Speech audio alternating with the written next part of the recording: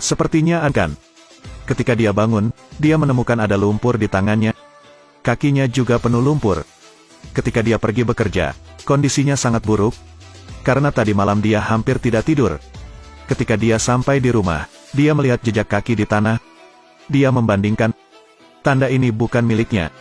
David pergi ke gudang, menemukan uangnya masih ada. Keesokan harinya, David mencari putrinya. Dia ingin membicarakan hal ini dengan putrinya, tapi tidak berkata apa-apa lagi. Dia takut putrinya akan mengingini hartanya. Jessica menemukan ayahnya tidak baik. Dia berjanji akan mengunjungi rumah barunya. Daud pulang. Hal pertama adalah melihat uangnya. Kemudian hal yang aneh terjadi. Persetan. Dia melihat dari dekat. Itu adalah pakaiannya. Dia membuang sikat itu. Tapi di luar jendela muncul sosok. David mengambil pisaunya dan pergi keluar. Semakin dia merasa salah, lalu lari pulang. Cepat masukkan uang ke dalam saku. Dia ingin mengembalikan 4 juta. Dia keluar untuk menggali tanah. Kembalikan tas ke tempatnya. Dia bahkan memakukan kotak itu. Tapi agen real estate mengumumkan, mereka ingin menanam pohon di rumah David. David takut mereka akan menemukan mayatnya. Sekarang dia harus tahu siapa mayat itu. Jadi dia membuka peti mati untuk mencari petunjuk. Kotak dibuka, termasuk mayat dan 4 juta dolar. David ingin melihat apa yang ada di mayat itu. Dia mencari di seluruh mayat, tapi hanya melihat dompet dan kunci. Buka dompet, dalamnya kosong. Di malam hari, dia membuka kulkas tetapi tidak ada rasa.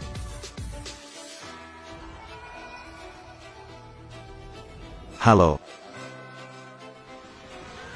Dia tiba-tiba terbangun. Ternyata itu hanya mimpi.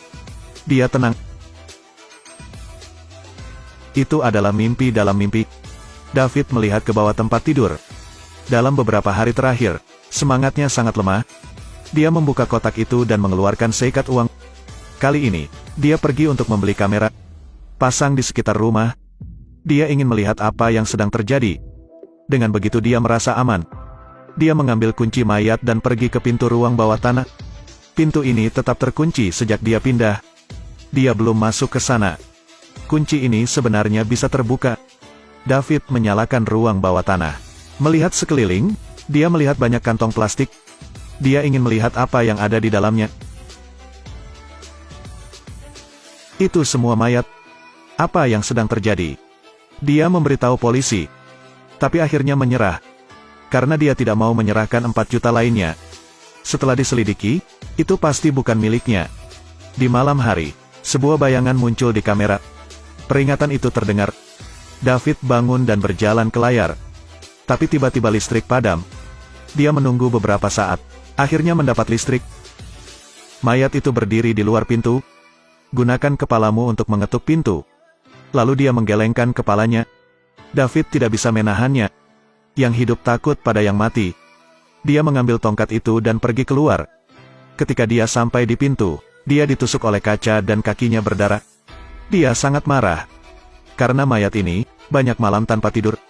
Hari ini dia harus memukulnya dengan tongkat. David membuka kotak itu di tengah hujan. Mayat tergeletak di dalam. Dia marah. Tarik mayatnya. Dia merasa pria ini masih hidup dan ingin mengolok-oloknya. Jangan menggodaku lagi. David tidur dengan mayat ini sepanjang malam. Dia dengan cepat berdiri. Hujan kemarin tidak turun di wajah jenazah. Ini akan terlambat untuk bekerja. Dia bergegas mengganti jasnya. Hari ini dia mendapat promosi di tempat kerja. Tapi baru menyalakan mobil, mayat itu berdiri. Menatap Daud. David menghentikan mobilnya. Dia berlari kembali. Aku baru saja melihatmu. Aku tahu aku tidak gila. Aku tahu aku tidak gila. Kakinya sakit, jadi David agak kesulitan berjalan. Mayat itu masuk kembali ke dalam lubang. Sebelum masuk, dia tersenyum pada David. Ketika dia sampai di sana, David akan menjadi gila. Aku melihatmu, cepat bangun. Aku tidak gila, dia langsung bangun untukku. Aku harus membuktikan bahwa kau masih hidup.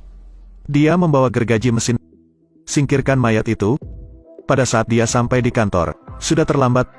Bos memarahinya ketika dia terlihat seperti ini. Dan David berteriak pada bos.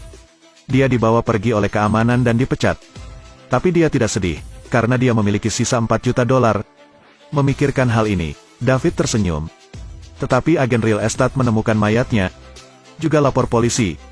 David mengambil kapak dan memukulnya sekali. Ruang bawah tanah memiliki lebih dari sekantong mayat. Dia pikir dia bisa tidur nyenyak.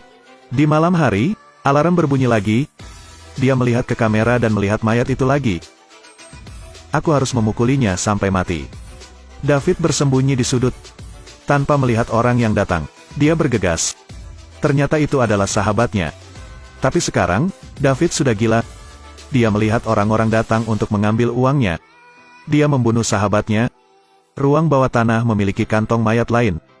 David pergi ke halaman belakang, mengambil uang. Dia berbicara dan bermain catur dengan uang.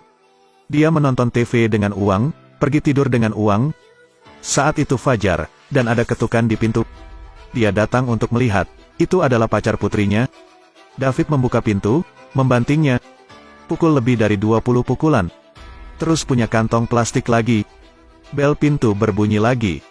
Apakah putrinya? Dia membawa Jessica ke ruang bawah tanah.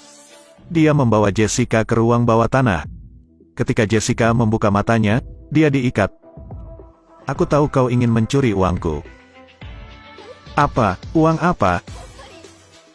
Dia terus memohon. David tampaknya telah sadar kembali. Dia memakai setelan terbaiknya. Kembalikan uang lainnya ke tempatnya semula. Akhirnya tuangkan bensin ke atasnya. Nyalakan api, tapi mulai ragu lagi. Dia tidak mau menyerahkan uangnya. Di akhir film, David memilih berbaring di dalam lubang. Dia menutup-tutupnya, memilih untuk bersama uang. Hujan deras hari itu.